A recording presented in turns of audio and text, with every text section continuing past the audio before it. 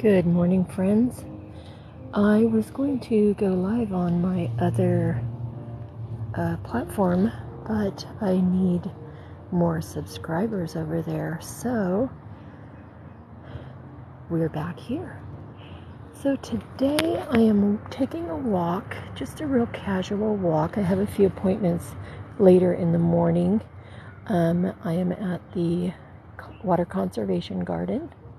You can find the information at thegarden.org. But you can see there are a lot of directionals here, lots of nice signs. I don't know why the greeting is saying I'm at Harbor Island. That's weird. But you can see there are some cute structures here. This is the Water Conservation Garden. There is a lot of educational information here, but it's also fun just to walk through. It is a fee-based admission. There is a senior discount. The current pricing is $11 for adults. $8 for seniors. I did not see the price for children, but the second Friday of the month is free admission to the public. There is also an option for membership, and the membership has different perks.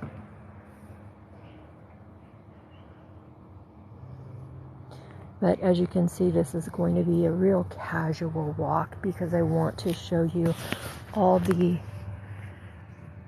information here. You can see there are a lot of sign marker or plant information markers, so that is totally cool because sometimes you come to a place like this and you're trying to figure out what is that plant.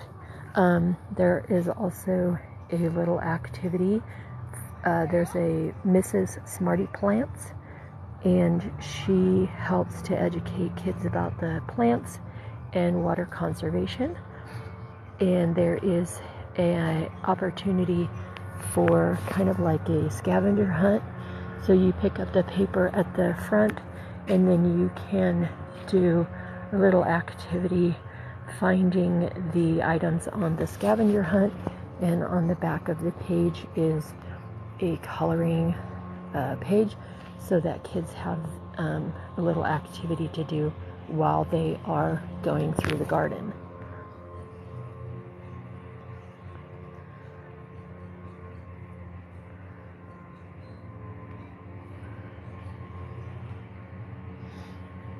Yeah, so we'll just walk around, and they do allow dogs in here. Of course, they do have to be on a leash. So the Water Conservation Garden is all about water conservation. I am in Southern California.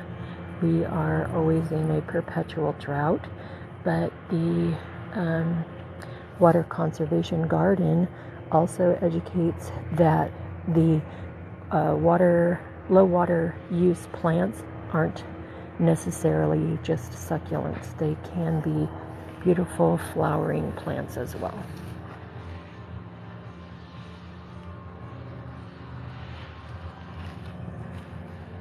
Here is a pearl acacia. So you can see this one has kind of like some seed pods. The leaves are kind of velvety. But yeah, there's lots of different paths. And so it kind of gives an opportunity for kids to explore a bit as well. So let's say you're walking on the main path over here. Your kids can walk around this little loop. They're not going to get lost. And they can learn about the plants on the way. Here you see there's information about drip irrigation. What does a drip irrigation system look like? There's just a little display there, drip emitter. And then there are more plants over here. Also some cute little windmill type decorations. But yeah. I mean, you should check their website, see what different opportunities there are. This is in East San Diego County, so if you are a local, you can see there's lots of spots. You can bring in snacks, picnic, come and sit down, enjoy your day, take a nice long walk, and then take a little rest. Oh, these are cute. There's like a little troll village. It looks like they've been tipped over. I don't know if that's by design or what. Oh, here's another cute little thing, a little free library. If you are familiar with this is a borrow a book or leave a book. And this one also says take a natural journal and pencil and explore the garden. I don't see that there are any left, but there are plenty of books and also magazines. So it looks like there might be an opportunity for the little natural journals in here.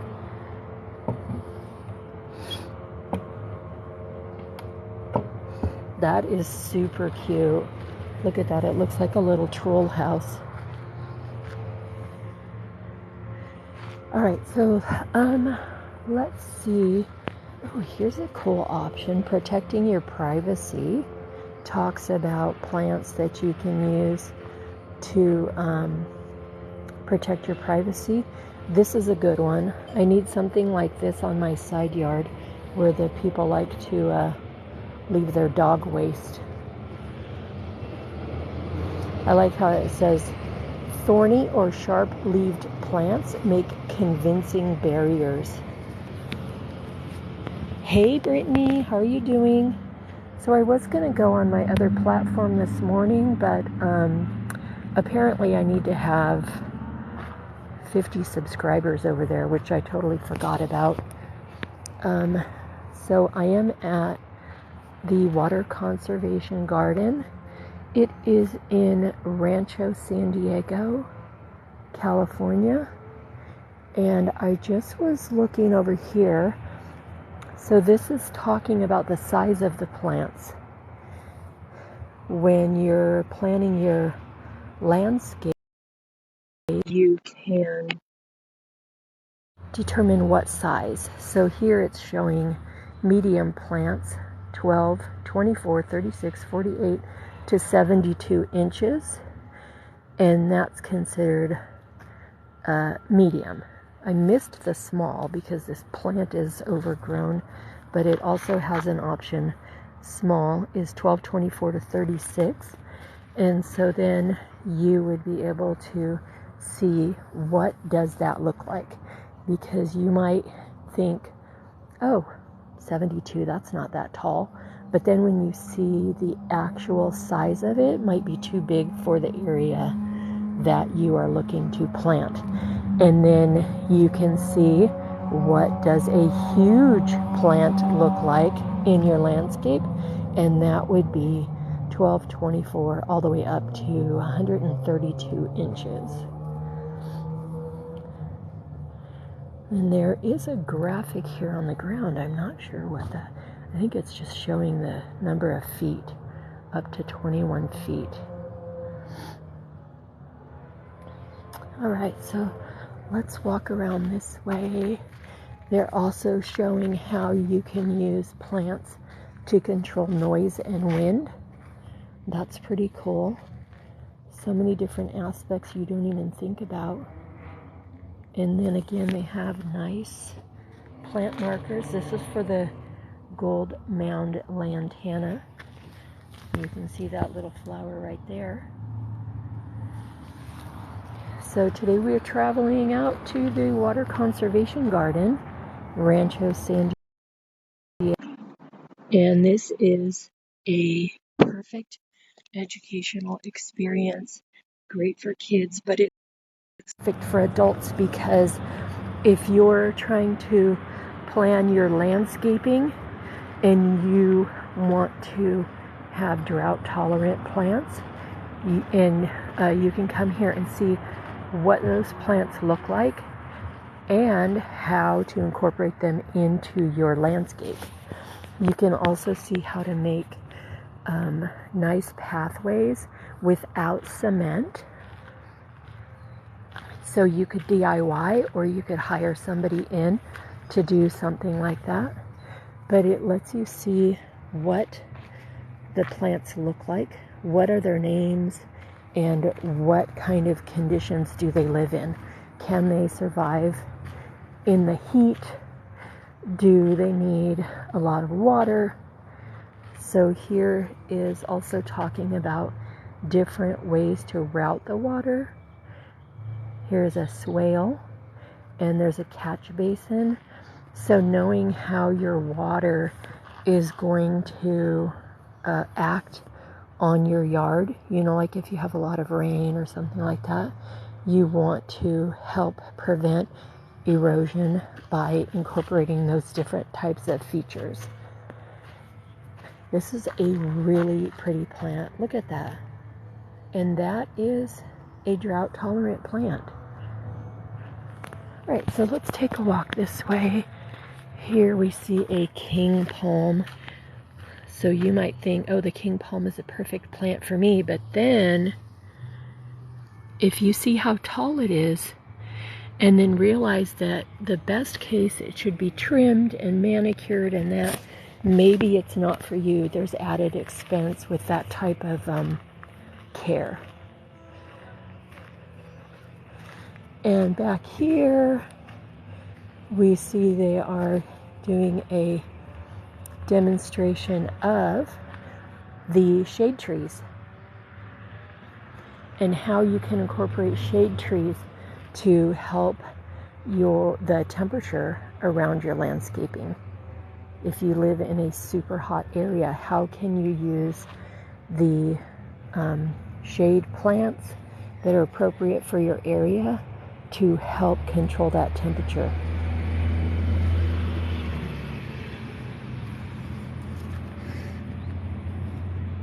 See there, San Diego may be famous for its ideal climate, but don't you sometimes wish you could fine-tune the weather just a little? So that's a great point, because San Diego by the ocean is cool and moderate. San Diego inland can get very hot. Now look at this beautiful carrot wood tree. Look at that canopy. That is going to provide some beautiful shade. And then here you see a bottle brush bush. Why is it called that? Look at these. They're shaped like a bottle brush. And this provides a great privacy barrier. Natural. You wouldn't need a fence depending how dense you need your coverage. Here's another sample. And here are the pods that the flowers grow out from.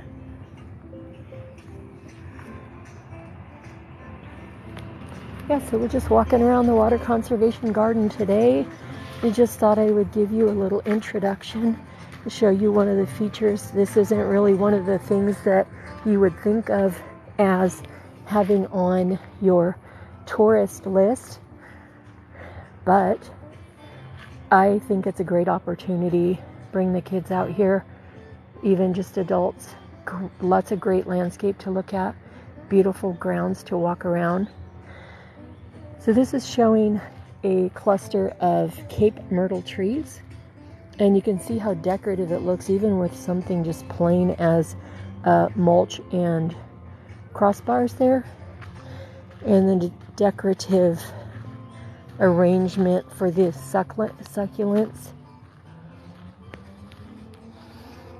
Add a few mosaic style butterflies. And then over here we have a cute little angel reading a book next to the Japanese boxwood. Oh my gosh, wait till you see this. And there's a nice little bench donated by Walter and Carol Stevens. That's very nice. So it's been a while since I've been to this conservation garden. They've really upgraded a lot. Look at this Leo the lion topiary. That's pretty cool. and that is made with a dwarf myrtle at the bottom. And then I think the top looks like sort of vining plant, or maybe pretty cool. So the mane is definitely a different contrast than the body. Oh, they even have a little nose in there. That's cute. So you can see how you can use mulch just as a ground cover, like a pathway too. So this is appropriate for walking on. So if you bring kids, then they can walk onto that bark.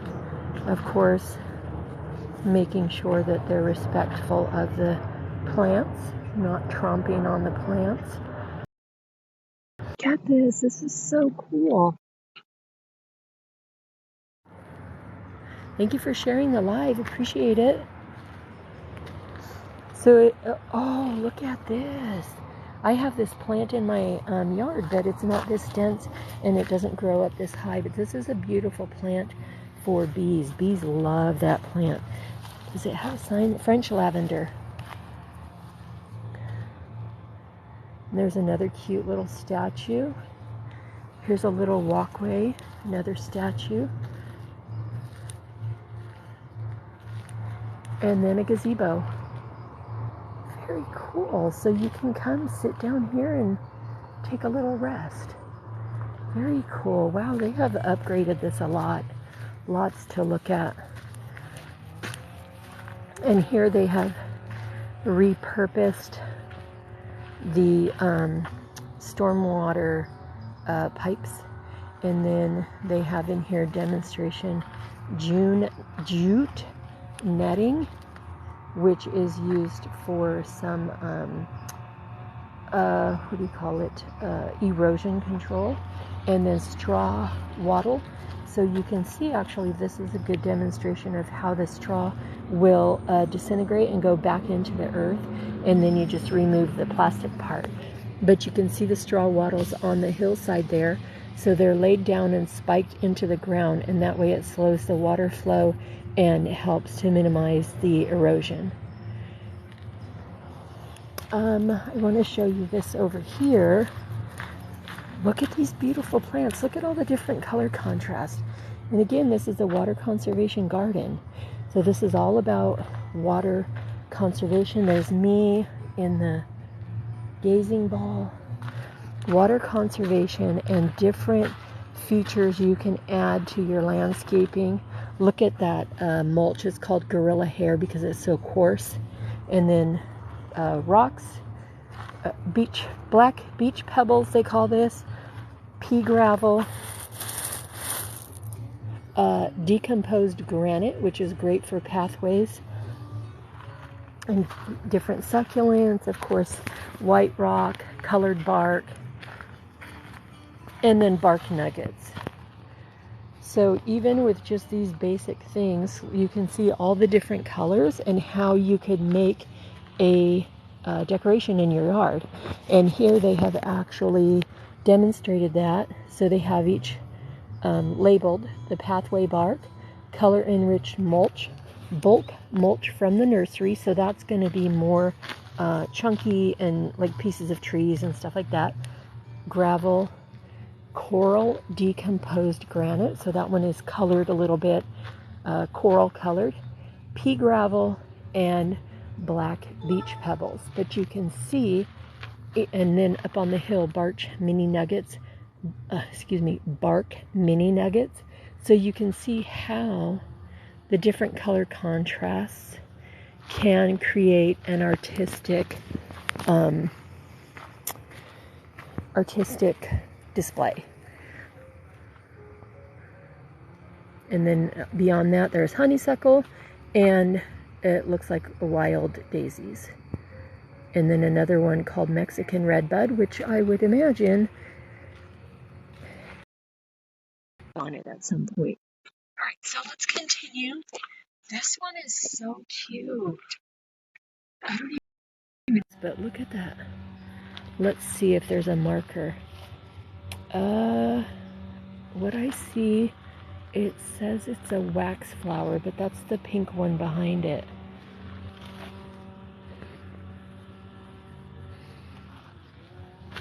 Oh, let me show you in the gazing ball again. I'm trying out this new visor, and this visor has a stretchy kind of band, so it's perfect because the visor covers my face and the band goes up onto my forehead so that I don't have that gap in the sun like a traditional visor. All right, well, I did not see what that plant is with the cute little yellow fluff. All right, so let's continue this way. And again, you can see the repurposing of the cement water pipe, and then talking about different planting mediums. So plant and cactus mix, you can see and feel the difference. Garden soil planting mix, bulk amended topsoil. Hey, Angelina, I'm over here at the Water Conservation Garden. Peat moss. This is really cool for water drainage. Pumice, coconut coir. Oh, I love this stuff. I just ordered a bunch. I have it waiting. But this is a natural shredded up coconut husk. Here is backyard composting. Ooh, and I'm excited. I see my things that I have. So here is a passive compost bin. This is really cool, super easy. You can build it up with dirt. I mean, not dirt, what am I talking about? The wood. Or you can figure out other options the way that you want to make it, like with fencing or something like that. But all of this educational stuff is available here at the Water Conservation Garden. So here we can walk in here and see what other things do they have going on. Looks like a plastic lined fencing, and there are holes in the plastic, so that will allow for drainage, and then there is no bottom on the plastic. Here is says open from the other side. Says no meat, bones, or fish. So that is currently empty, just has a very little bit of leaves. Hi. Hello.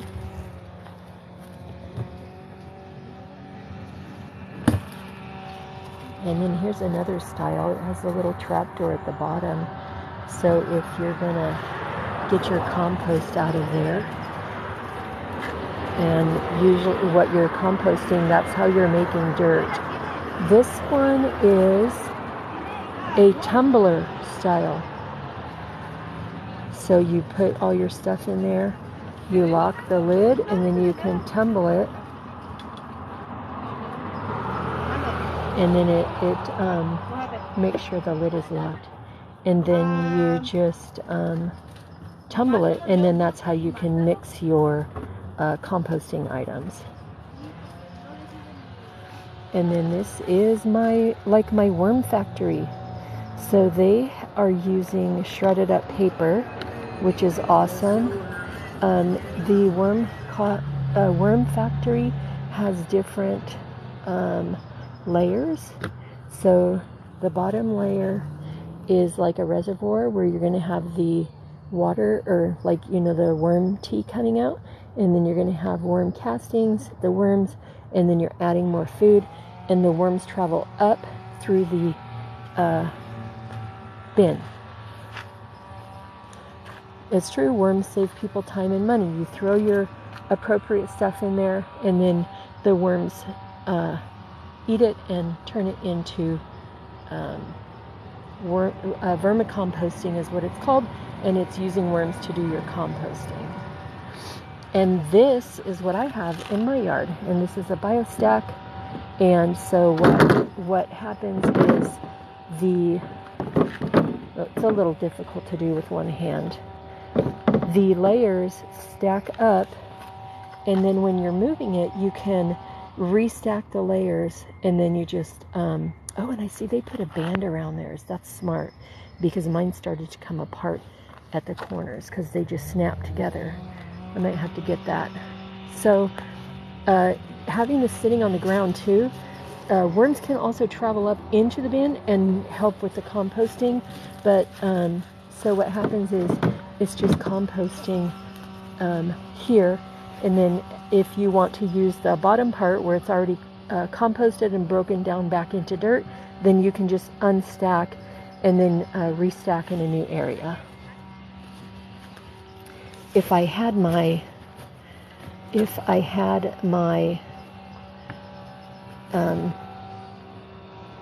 tripod, I would lift this so you could see what the worms look like. Here is another composting bin. This one is interesting because they have pine needles in it, and I have not seen pine needles in a composting type situation. It makes sense, it's just going to take longer, but this is an example of how you can build a compost bin.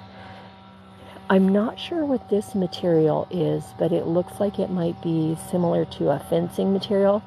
This is called hardware cloth. It's basically a metal grid. A lot of people use it for chicken coop, and then they put insulating foam around the top edge, so that way you're not cutting yourself on the edge of the metal. Thank you for the likes. Oh, and look, see, they just have these clips here, but you can see, oh, maybe that's just spider webs, where they could easily unclip this, open it, and then just have the soil ready to use. So that's pretty cool. Thank you for the likes. And again, this is just like ground cover, leaves. You don't always want to just clean up all the leaves because it provides protection and composting back into the earth. So food for the soil, food for the worms. Here is a coast live oak tree, and that is what is dropping all these beautiful leaves. Yeah, I have an appointment later today, so I'll probably be cutting it short. It's actually an online presentation that I'm going to be attending. So I really did not expect to see so much. They have really improved the water conservation garden so much, adding so much to it.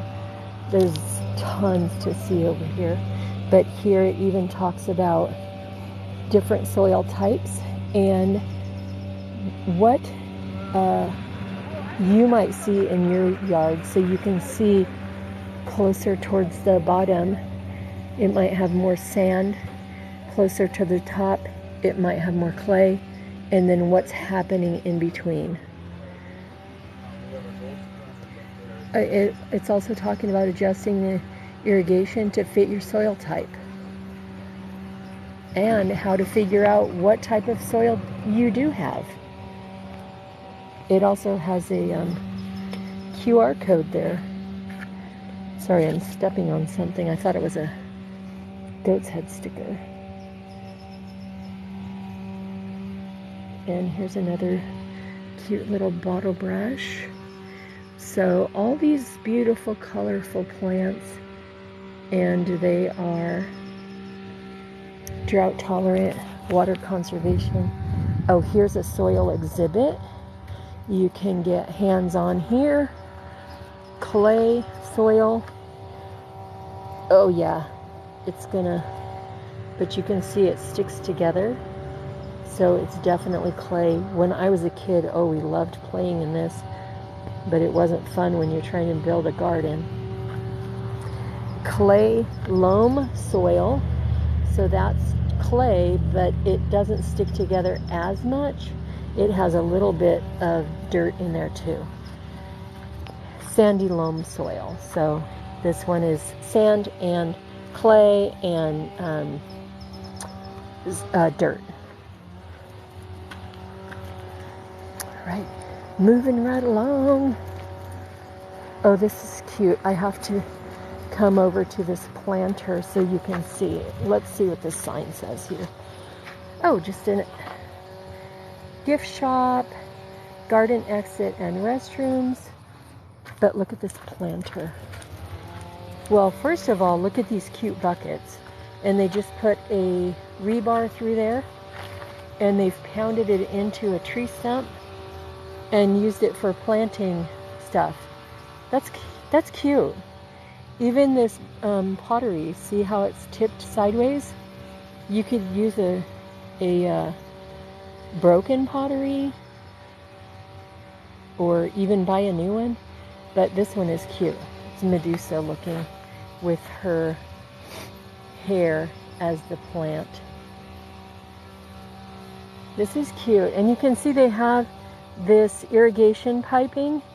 And then the way that works is you have that irrigation piping and then you have a, oh, you can see it right here. See how there's another little tubing coming out? That is just punctured right into that irrigation piping. And then you can do drip irrigation to all your plants. So that's how they have these scattered about. And then you could set it on a timer or you can just turn it on from your faucet. Oh, here's a close-up. You can see it better.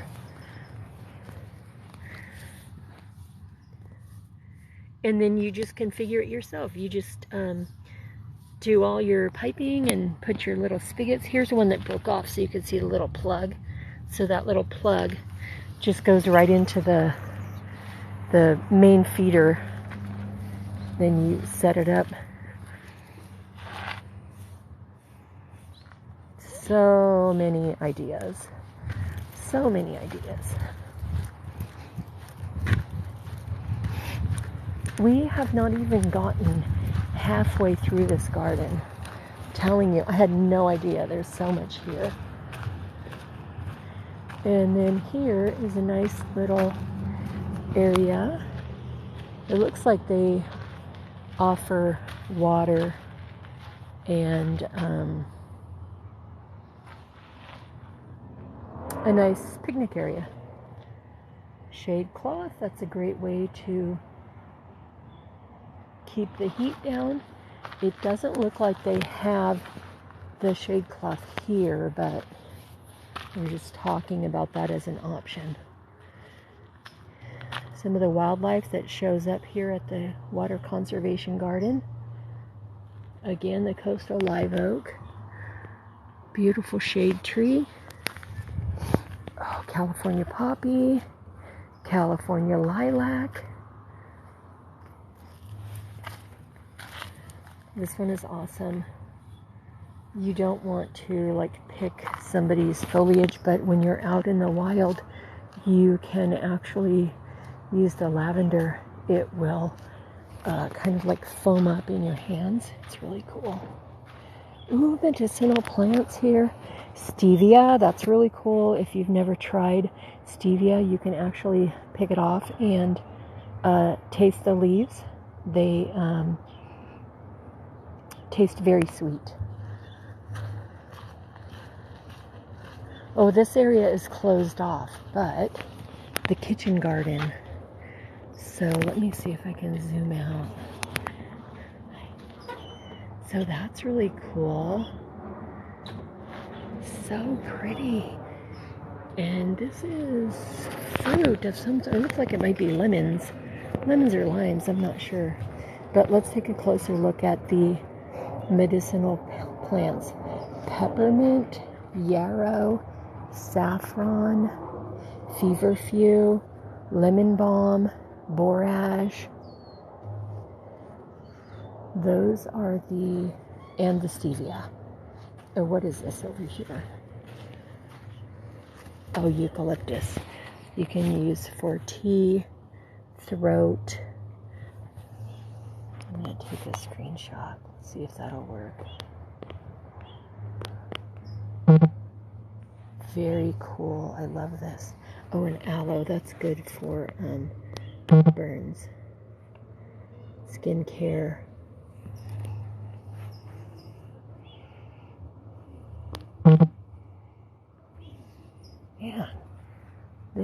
is awesome. I'm going to have to come back here when I have more time. I really did not have any idea. Native edibles. Native plants. The Torrey pine.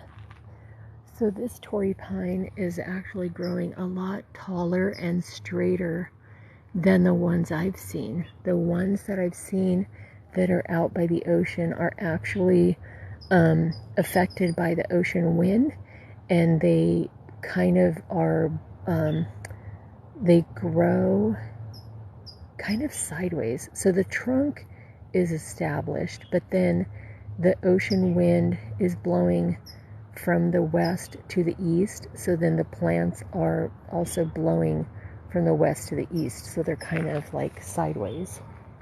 It's hard to explain.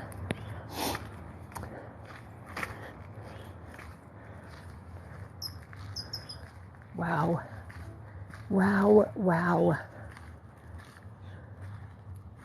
Indian mallow. Look at that. That's so pretty.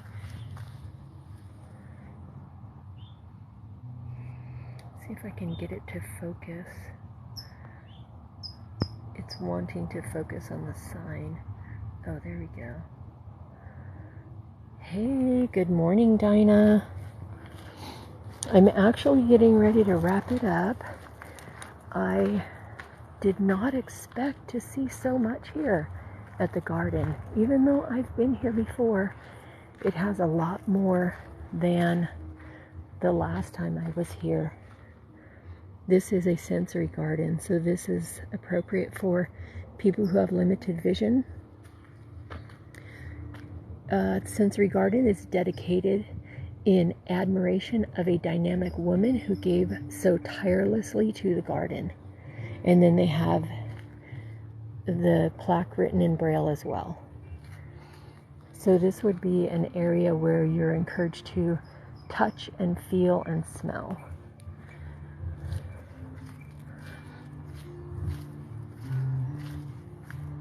Oh, let me go back for a minute because I just noticed something that I want to show you guys. Do you see her hat?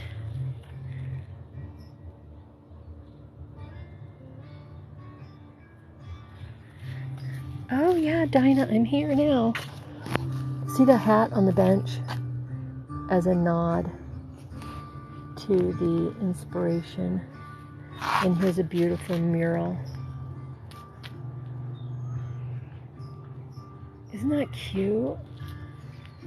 Oh my gosh, this garden, I'm telling you, when I brought my kids here before, it was just like getting started apparently, because this is like beyond. This looks like it was a sundial, but the sun cast shadow thing is missing. Yeah, look at this. This is it looks like they're like encouraging a vine like archway. So they have the metallic part there, but the vine is kind of coming down, so they have to train that up a little bit. You guys, I'm gonna have to come back. The good thing, they have senior discount for the admission. Definitely peaceful. You guys, look how giant these flowers are. Here's my hand. Wow. I hear a hummingbird.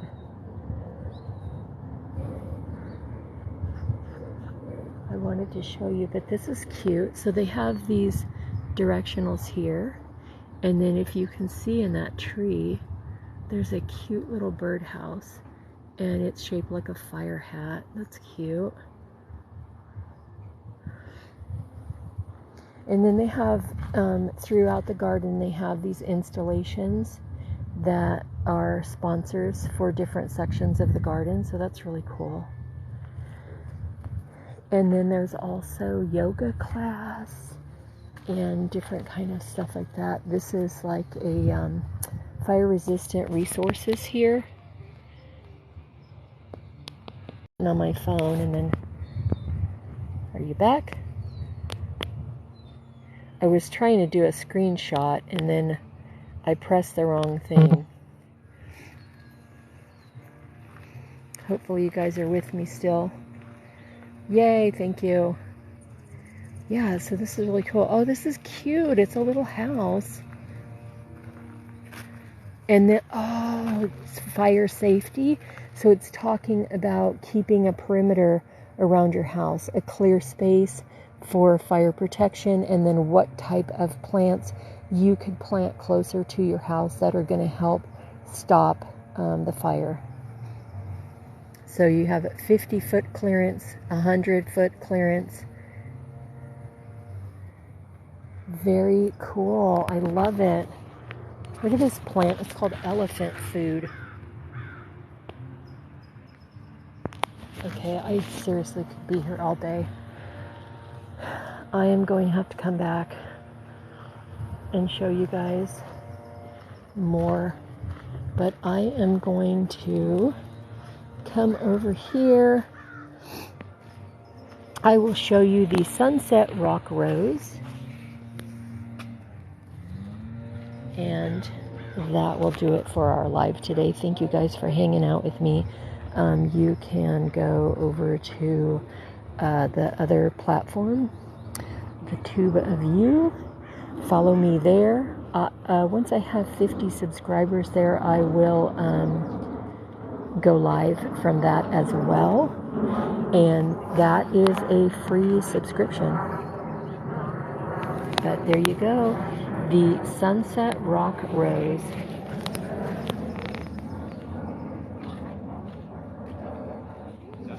Thank you so much, guys. Have a great day.